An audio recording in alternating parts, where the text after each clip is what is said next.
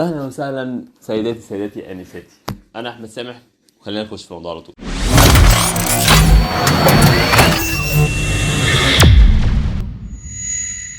بص، النهارده ريفيو حلو جدا وانا متحمس ليه. بقالنا كتير ما اتكلمناش على هيدسيتس تتحط على الودن نلعب بيها جيمز حلوه جدا. ظبطنا السيت اب كده ان هي يروح حبه يمين او حبه شمال، مش عارف على حسب ما انت بتبص عليا، وظبطنا الاضاءه حبه، ويلا بينا نبدا الموضوع.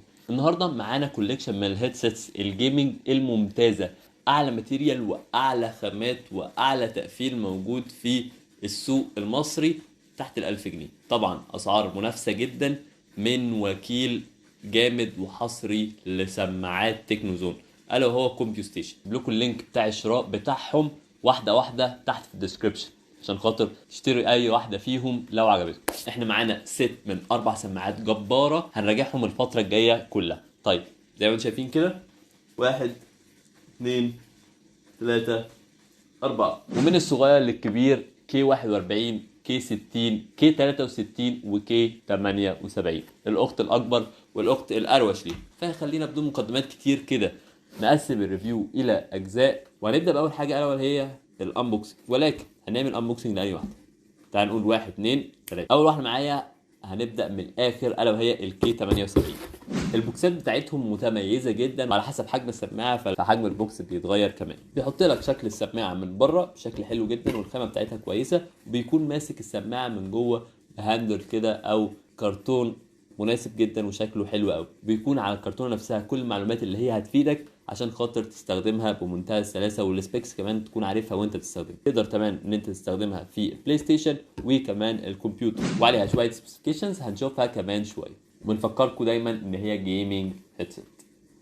والاربع حاجات الاساسيه اللي موجودين في وش الكرتون الا وهو الاير مافس بتاعها مريحه جدا، فعلا مريحه جدا. هتحسوا ان انتوا دخلتوا عالم تاني بمجرد ان انتوا تسمعوها وتوصلوها بالجاك بتاع الكمبيوتر باليو اس بي 7.1. الفيرجن ده من احدث الفيرجنز اللي موجوده في اليو اس بي العاديه، يو اس بي تايب اي. ممتازه يا جماعه، بتديكوا تجربه استخدام وسراوندنج خطيره. مش كده وبس، عشان خاطر الجيمنج هيكون فيها المايك بتاعها بيكون اتش دي فويس بشكل رهيب.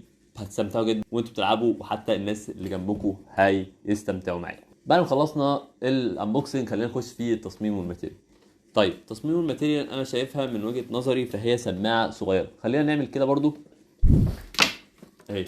الكي 78 هتلاقي ان هي جايه باكجنج حلو جدا ومحترم، ومحافظه على الماتيريال اللي موجوده من هنا. المعدن الماد بلاك اللي هنا اللي مكمل بديزاين بلاستيكي رهيب، ومكتوب من هنا تكنو زون بشكل حلو قوي. وبيذكرك دايما ان هي دي رايت ومن هنا ليفت. وبتكون الحته دي محطوط عليها بلاستيك عشان خاطر الحته دي ما ينفعش تتخدش، لازم تحافظ عليها جدا عشان ده الشكل فعلا الجمالي اللي موجود في السماعه. طبعا الماتيريال بتاعتها حلوه قوي وفليكسبل، وزي ما انتم شايفين الحته دي حلوه قوي ومريحه، مش هتحس باي مشكله. وفعلا بمجرد ان انت بتلبسها فصوت الصمت يا جماعه حلو جدا. حتى اي اصوات جانبيه انا مش سامعها خالص خالص خالص خالص خالص خالص. بالنسبه كمان المايك والماتيريال بتاعته فهو فليكسيبل جدا، وكمان الخامات اللي هنا دي ممكن ما تكونش افضل حاجه، ولكن مش هتضايقك خالص عشان هي مش لابساك اصلا. ولكن اهم حاجه المفصل اللي فيها او المخدات يا جماعه فعلا حاسس ان هي بتعمل سكشن كده للود. حاسس ان صوتي كمان عالي قوي عشان خاطر انا مش سامع مجرد ان انا بسمع دي. وكمان بصوا الماب بلاك برضو موجود في الهوردر كده بشكل حلو جدا، وكمان بتكون فليكسيبل. والمفص او المخدات بتاعتها حلوه قوي ومريحه جدا جدا جدا، مش هتحرقك وهتنفذ بشكل حلو قوي. وكمان من جوه فهي مريحه بشكل لذيذ. خلينا نقول 1 2 3.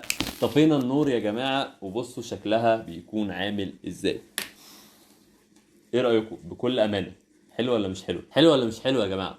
انا شايفها ان هي خطيره جدا ولونها حلو قوي والاضاءه بتاعتها حلوه. انا مش متخيل فعلا اول سماعات اجربها من تكنو زون تكون بالجوده دي وبالماتيريال المحترمه قوي اللي لامسه ودنك واللي لابسه راسك من فوق. وحتى صوت بتاعها من جوه، يعني انا حاسس بصوت الصمت فعلا بدون اي مبالغه. ودي هتعزل لك جدا الصوت سواء داخلي لخارجي او خارجي لداخلي. مش تسمع حاجه ولا هم هيسمعوا حاجه. خلينا نفتح النور مره تانية. المهم بالنسبه بقى للصوت بتاعها والسراوندنج، خلينا نعمل التست بتاع كل مره. والصوت انا جربته كتير قوي فعلا صوت محيطي متميز جدا، والبيس بتاعه لأبعد الحدود خطير خطير خطير يا جماعة. فخلينا برضو نشوف مع بعض التست هيكون عامل ازاي. وهنوصل الكي 78 اللي هي اشك واحدة فيهم واكتر واحدة منورة واكتر واحدة متكاملة من جميع الاسبكتس بتاعتي. خلينا نركبها كده ونختبر الميوزك بتاعتها او الصوت بتاعها والعزل من بره لجوه ومن جوه لبره. هل انتوا سامعين حاجة؟ مش سامعين حاجة عشان أنا لسه موطي. بصوا هبدأ ان انا اعلي الصوت من هنا. تعالوا نجرب السراوندنج مع بعض. الكي 78 حلوة جدا يمين وشمال وكل حاجة، صوتها عالي وواضح ونقي. الرياح بتروح من ورايا وبتروح بتيجي من قدامي. تعالوا نسمع مع بعض كده. بصوا لو ابهلت هتلاقي ان هو مفيش صوت خالص، ودي حاجة متميزة جدا في عزل الصوت من بره لجوه ومن جوه لبره. الصوت بتاعها حلو قوي. لو عملنا كده تلاقي ان العزل فعلا افكتيف قوي بمنتهى الجمال. بالنسبه للابلكيشن، فالابلكيشن بسيط وسهل، تقدر ان انت تستخدمه وتقدر ان انت تنزله وتسطب عليه السماعه اللطيفه دي، تديك تجربه استخدام حلوه جدا بالنسبه لسعرها، وكمان في الفئه اللي اعلى من سعرها. حتى المايك تقدر ان انت تكفيه كده بالمنظر ده عشان خاطر ما يحصلش اي مشكله وانت بتتفرج. انا حاسس ان كده انا غطيت السماعه بشكل حلو جدا. الاستخدام بتاعها كويس. من المميزات اللي هنا الليد اللي موجود فيها في كل حته. الماسكه بتاعت الودن، الماسكه على الودن خطيره، مقاسها حلو قوي ومظبوط. مش هتحس ان هي ضيقه ولا هتحس ان هي ضخمه، مناسبه جدا لحجم الودن زي ما انتم شايفين، ولحجم الراس المتوسطه، ولا كبيره قوي ولا صغيره قوي.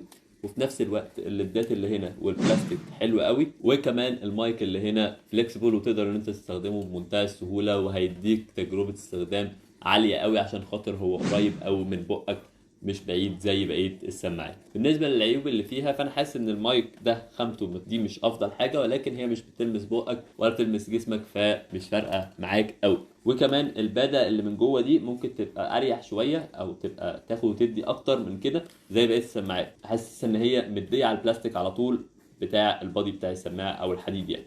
بس الباده اللي هنا خطيره يا جماعه. والماتيريال اللي هنا دي الماب بلاك، سواء البلاستيك او الحديد والميتال والخامه بتاعه الباده نفسها حلوين قوي قوي قوي.